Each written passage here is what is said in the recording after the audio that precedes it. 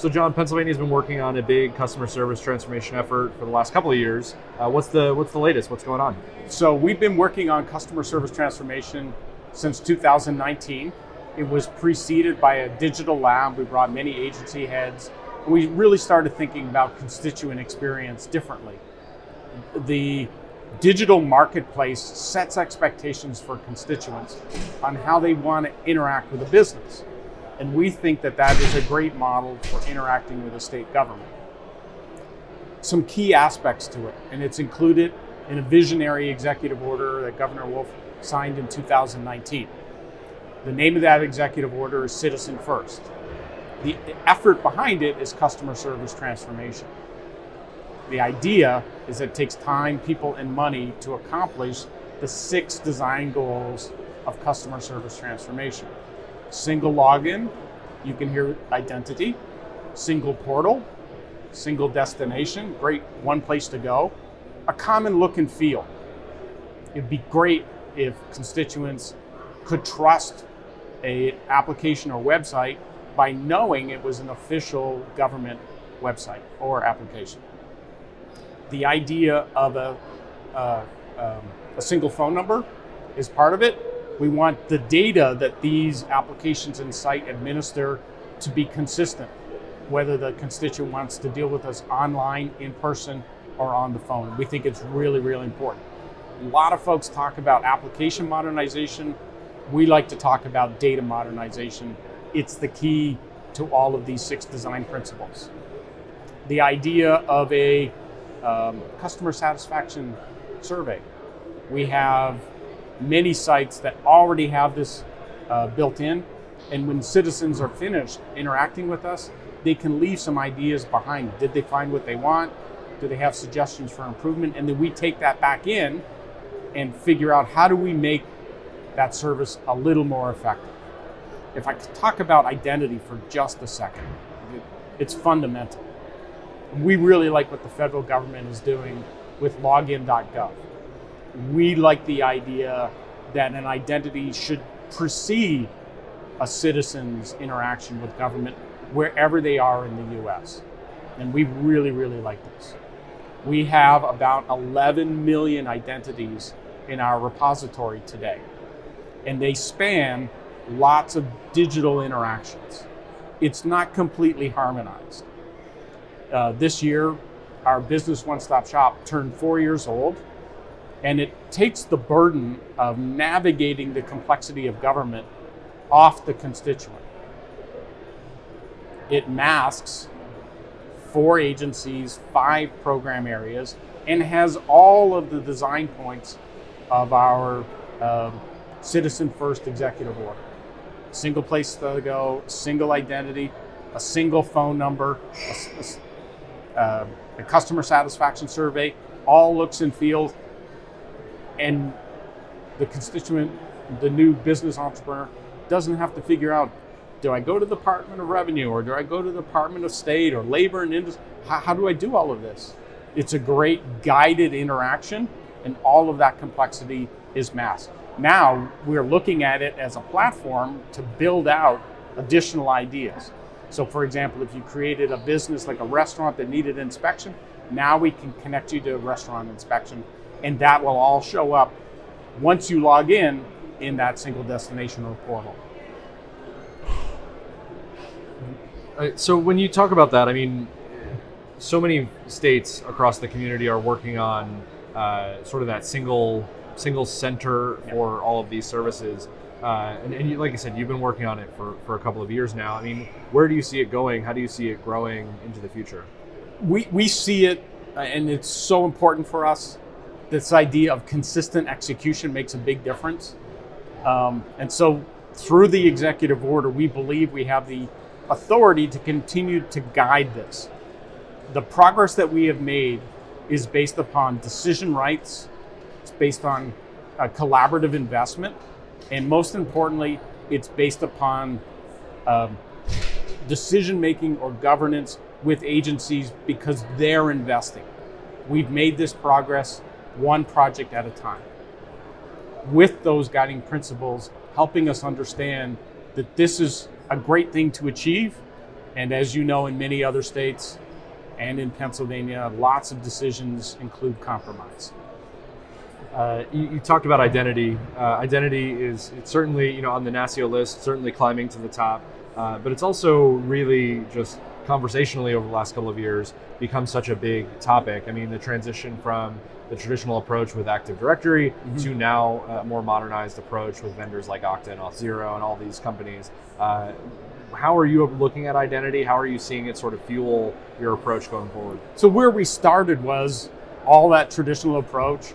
We had, in roughly 2016, about 250 different versions of identity management. Some of them were built into unique applications. Very little of it was shared. A lot of it was based on the operating system. And so we have matured that. We have created this idea of groups of identities. We have three basic ideas: employees, constituents, and businesses. And again, in that grouping, we have about 11 million identities, and there's just under 13 million citizens in Pennsylvania. So we've come a long, long way. As we've matured our identity management, we've added features: second factor verification, third-party identity proofing, connection with cloud-based services, all the popular ones. I'm sure you can figure those out. We continue to build and mature this capability. We're adding in new features that will stand the test of some federal regulation, like criminal justice regulation, like tax regulation. These are the kinds of things that are really important for us, and we can build those out. And since it's part of constituent or customer service transformation, it's critical that we do it well. I want to go back to data modernization versus application modernization. It's an interesting approach because one of the common themes that we hear is how data underlies everything in government. So really every project is sort of a data project, but that's a very specific focus when you're thinking about that level of modernization. So tell me a little bit more about that and some of the components of that strategy. Great. In 2016, there was another executive order for open data. As part of customer service transformation, we hired a chief data officer, and now we're thinking about data a little differently. We view data, as you mentioned, as the lifeblood of the organization, but in order for data to traverse, if you will, different business program areas, you have to know that identity. It has to come with it. So we're starting to promote the idea that if we thought of data in public sector like money in the financial sector, we would think about it differently. We would want to protect it differently. And most importantly, we would want it to return at least some amount of benefit, like you would do in a financial investment, like a return on investment, but not exactly the same idea. So for example, if we knew Jake in one agency and part or some of that data was needed downstream, there are lots of barriers built in to fundamental data sharing. We want to change those ideas. A couple of years ago, we hired a chief privacy officer to complement the chief data officer, right? It's sort of like Jiminy Cricket. You need somebody to just remind you what your values are, sitting on your shoulder going, don't forget about the law. That is really important. And so when we're thinking about things like what's happened in Europe, what's happened in California, we want to make sure that citizens know that we're thinking about their privacy, that we're able to inventory their data. It's also one of the key attributes of our data management program under the chief data officer, that we're looking at all of these kinds of things. Let me give you an example of identity and how we would break that down a little bit. Lots of applications, although they had that unique kind of set of identity management, many of them are collecting the same data elements: name and address and phone number and emails. Wouldn't it be great if we could aggregate that, protect it, and now rather than each application collecting those elements, there was something like a citizen record or a golden record. And that information could then be managed by the constituent. And if you updated it in one spot, it would precede you to those other places you're going.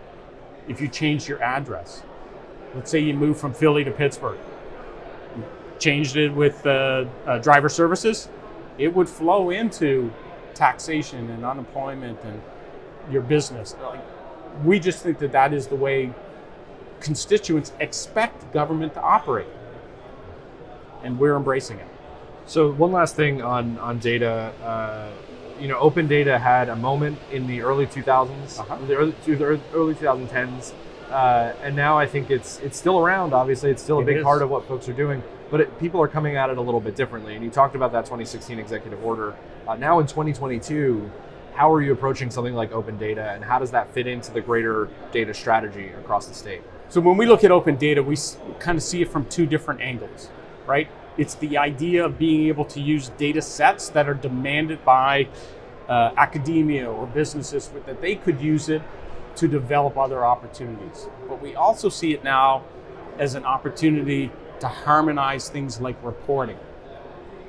And so instead of, when you're thinking about data modernization and application modernization, reporting modernization is part of it. And if consumers could go to the same location and get the data that they need, and it was being able to be visualized using common tools like trending charts or pie charts or all of those time-driven time series, it changes the way each one of the projects that would need to build out reporting considers its scope. We can connect our open data portal to those data sources, and a lot of the fundamental reporting, like budget reporting or lots of other things, transparency reporting, it all now flows in somewhat real time from the system of record. Wouldn't that be great? So we're thinking about it. We've matured our thinking, and we've grown the number of data sets. We started at 0 in 2016, late 2016. We're well above 500 open data sets. Governor Wolf, term limited, this is the end of his tenure. You talk about how so much of this work was established in the executive orders and in this policy set forth. What is your hope, vision, excitement level about this stuff going forward into a new administration? All administrations come to an end after a certain amount of time. But what we think we've done by including authoritative documents like executive orders is we've laid the basis for future consistent execution. Strategies may change, but consistent execution, I think, is what ultimately drives an organization to better outcomes and success. We think we've accomplished that, and we think it will stand the test of time.